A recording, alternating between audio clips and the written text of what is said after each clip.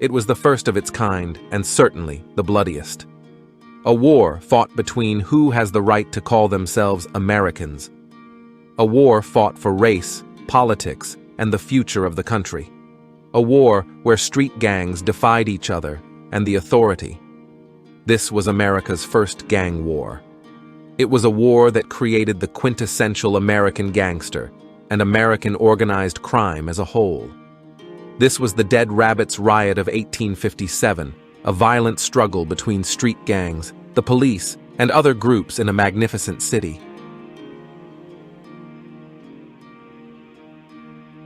In order to learn more about the Dead Rabbits Riot, we must first learn what a street gang is.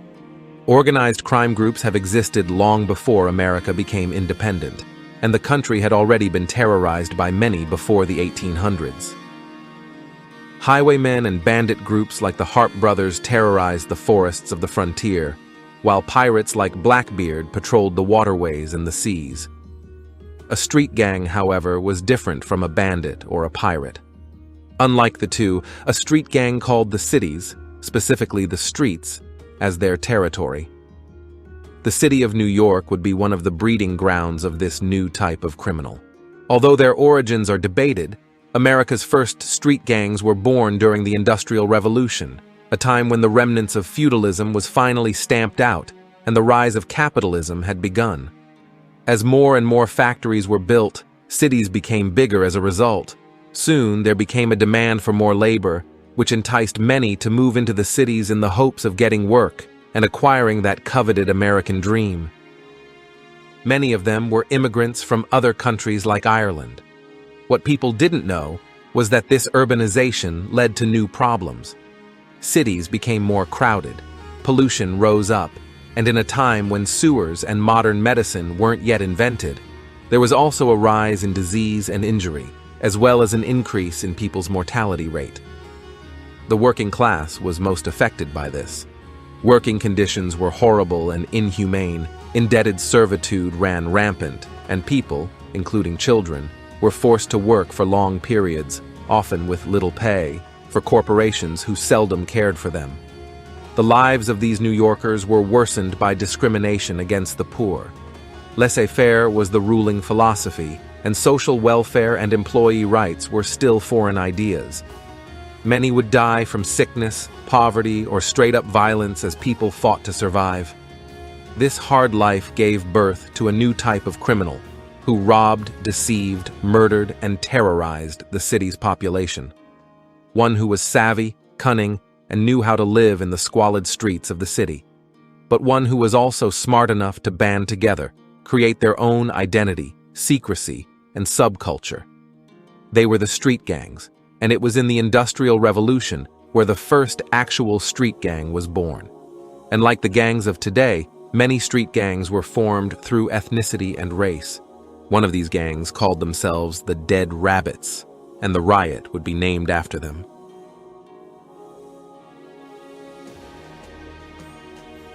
New York City in the 1850s was a major port of entry for immigrants. Large numbers of Irishmen had arrived, many of them impoverished and seeking a better life, but they often faced discrimination from native-born Americans, particularly the Protestant working class.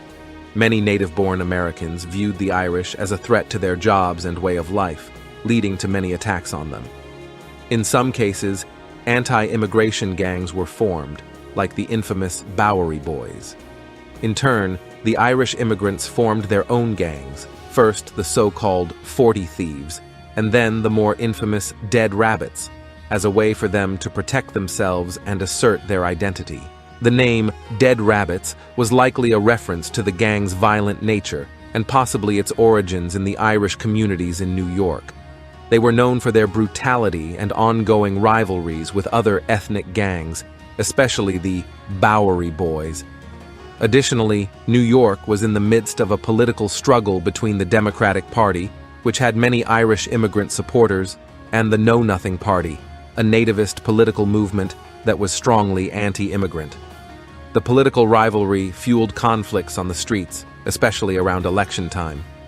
In 1857, tensions were particularly high due to the upcoming local elections.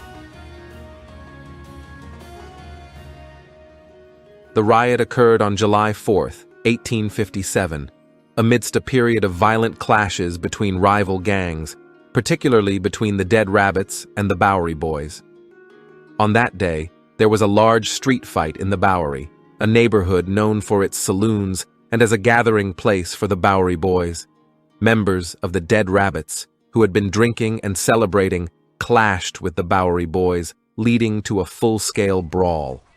A brawl that would claim the lives of 8 people and injure 100 more.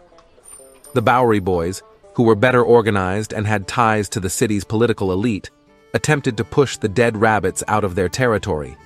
However, the Irish gang fought back fiercely. The riot escalated into a large-scale melee, with hundreds of men involved. The violence was particularly brutal, with gangs using clubs, knives, and other weapons. The confrontation spread through the streets, and the police, who were often sympathetic to native-born gangs like the Bowery Boys, were slow to intervene. The riot quickly evolved from a mere brawl to a larger conflict. Based on accounts and illustrations of the era, various pelting projectiles, melee weapons, and even firearms were involved. Altercations spread as far as Pearl and Chatham streets in the northern part of Park Row, yet no police were deployed to manage the situation. Aside from a few nearby Metropolitan patrolmen who sustained serious injuries, each faction of the police blamed the other for the unrest. The lack of police intervention allowed the violence to intensify in the following hours.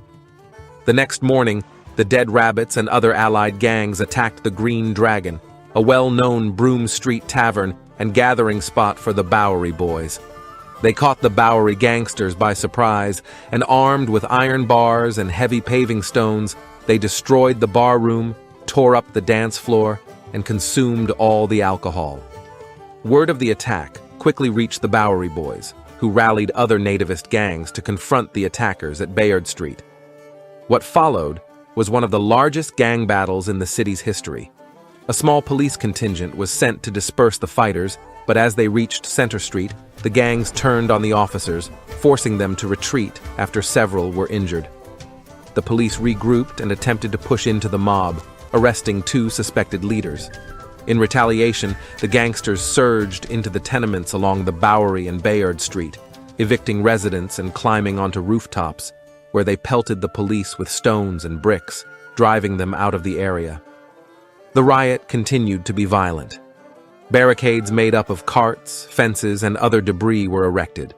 The Dead Rabbits and the Bowery Boys continued to pelt, beat, and even shoot at each other.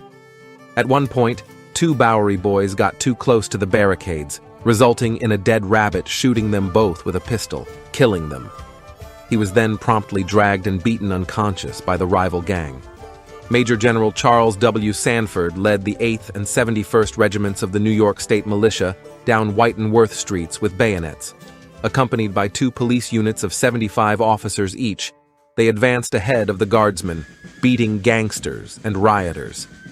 Despite neither regiment being at full strength, the overwhelming presence of force caused the gangsters to retreat to their hideouts. The fighting ended, and 500 men remained at the city arsenal until 4 a.m., with police and National Guard continuing patrols through the following day. The Dead Rabbits riot did not have a clear victor. Both sides suffered casualties, and the police eventually intervened. But it was clear that the Irish immigrant community had made a statement. The riot highlighted the extent of the social unrest in New York City and foreshadowed further ethnic and political struggles. In the aftermath, the Bowery Boys and other nativist gangs remained a dominant force for a time, but the increasing political power of the Irish immigrants would later play a role in their downfall. The immigrants would slowly shape the city's future, particularly with the rise of the Tammany Hall political organization, and John Morrissey, a former Dead Rabbit-turned politician, who labored for better treatment of immigrants and the rise of non-nativist politicians. Soon, the Dead Rabbits and other gangs of New York during the 19th century would fade into history, but their legacy lives on. In conclusion, the Dead Rabbits riot was a pivotal moment in New York City's history. illustrating the brutal social and political struggles of the time, particularly between Irish immigrants and the city's native-born population. While the riot itself was just one event in a long history of gang conflicts, it helped to shape the dynamic between different ethnic groups in the city and contributed to the ongoing evolution of New York's complex identity.